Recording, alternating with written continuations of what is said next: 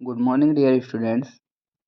बेटा previous class में हमने lesson number 9 life in temperate grasslands that means शीतोष्ण घास के मैदानों में जीवन, इसके शॉर्ट क्वेश्चन किए थे। ठीक है बेटा, today we read long questions of this lesson. ठीक है, तो बेटा पहले देखेंगे question number first. Question number first है बेटा, briefly explain the features of the prairies. Prairies की विशेषताएं बताइए संक्षेप में। ठीक है, एक्सप्लेन यानी वर्णन करना, द फीचर्स यानी विशेषताओं का, ऑफ द प्रेरीज यानी प्रेरीज की। ठीक है, तो देखिए बेटा, प्रेरी प्रेरी क्या है? It is the region of flat. यह एक क्षेत्र है फ्लैट समतल, जेंटली सपाट, स्लोपिंग ढलान वाला, और हिली लैंड और पहाड़ी भूमि का यानी पहाड़ी जमीन का। ठीक है बेटा, एंड स्ट्रेचेस और फैला हुआ है from the west of the Mississippi River, of the Mississippi River यानी पश्चिम में मिसिसिपी रिवर से, to the foothills of the, foothills यानी तलहटी, of the Rocky Mountains, Rocky Mountains की तलहटी तक, रॉकी पर्वतों की तलहटी तक। The Great Lakes, Great Lake of North America, North America के यानी उत्तरी अमेरिका की, लाइट वर्ड्स पड़ती है the east of the prairies, prairies के पूरब में। द रीजन ऑफ फ्लैट यानी इन द ईस्ट यानी पूरब में जो ये क्षेत्र है वो फ्लैट है, समतल है, and rises to a height of about 500 metre in the west, और पश्चिम में यह 500 मीटर तक की ऊंचाई तक है। ठीक है बेटा, तो देखिए एक बार क्वेश्चन दोबारा बता देता हूँ। पूछा गया है पहले क्वेश्चन में, explain the features of the prairies, prairies की विशेषताएं बतानी है। तो इसमें बताया गया है प्रेरीज जो है एक समतल, सपाट और ढलान वाला पहाड़ी जमीन है। ठीक है, एंड स्ट्रेचेज फ्रॉम और फैली हुई है वेस्ट में मिसिसिपी रिवर से लेकर और रॉकी माउंटेन्स की फुटहिल्स यानी तलहटी तक। ठीक है, the Great Lakes of North America, उत्तरी अमेरिका की जो ग्रेट लेक्स है वो भी पूरब में पड़ती है प्रेरीज के।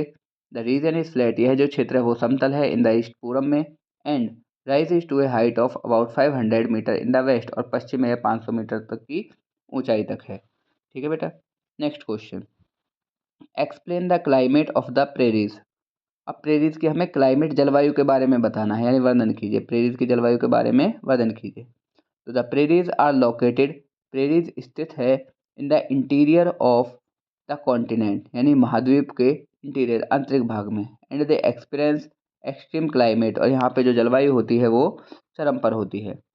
द समर्स आर वार्म, गर्मियाँ जो हैं वो गर्म होती हैं, उनका टेम्परेचर 20 डिग्री सेल्सियस के लगभग होता है, और सर्दियाँ जो होती हैं आर एक्सट्रीमली कोल्ड, वो अत्यधिक ठंडी होती हैं, और टेम्परेचर जो होता है वो -20 डिग्री सेल्सियस तक होता है।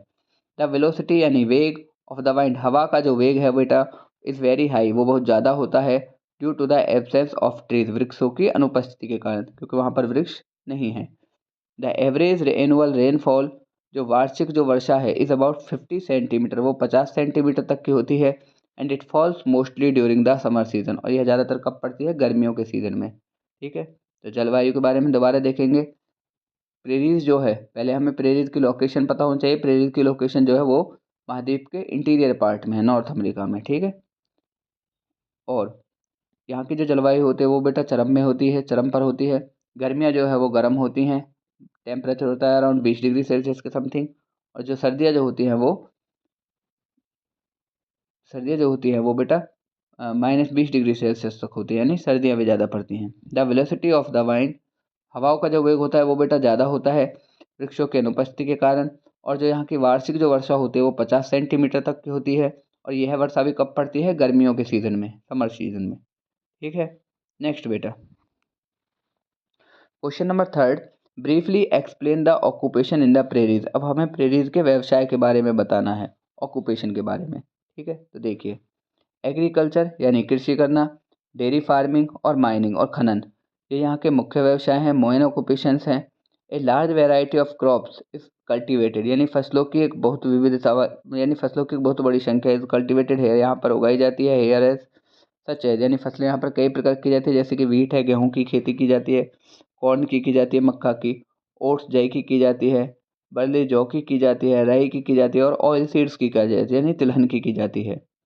डेयरी फार्मिंग जो है ये यहाँ का बेटा दूसरी मेजर इंडस्ट्री है, दूसरा मुख्य उद्योग है। ठीक है, नेक्स्ट है टाल ग्रासेस, जो बड़ी घास होती है ऑफ द ईस्टर्न पार्ट, पूर्वी भाग के, आर वेरी सूटेबल, वो बहुत ज़्यादा उपयुक्त है फॉर डेयरी कैटल यानी डेयरी मवेशियों के लिए।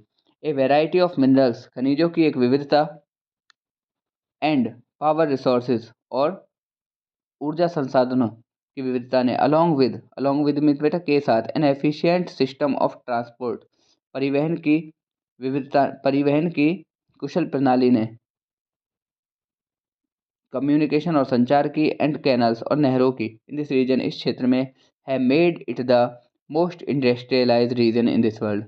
इसे संसार का सबसे बड़ा औद्योगिक क्षेत्र बना दिया है। इंडस्ट्रियलाइज्ड मीन्स होता है औद्योगिक।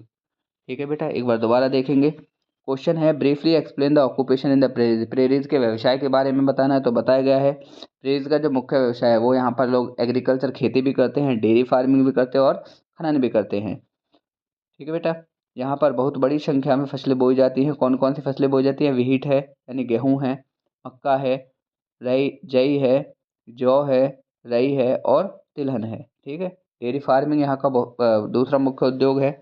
जो घास होती है वो बेटा पूर्वी भाग में जो उगती है वो बहुत ज़्यादा उपयुक्त होती है फॉर डेयरी कैटल यानी मवेशियों के लिए।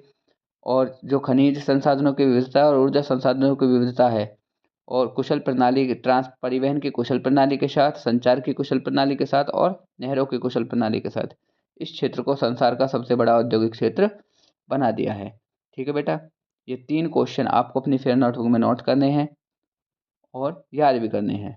ठीक है, ओके, थैंक यू।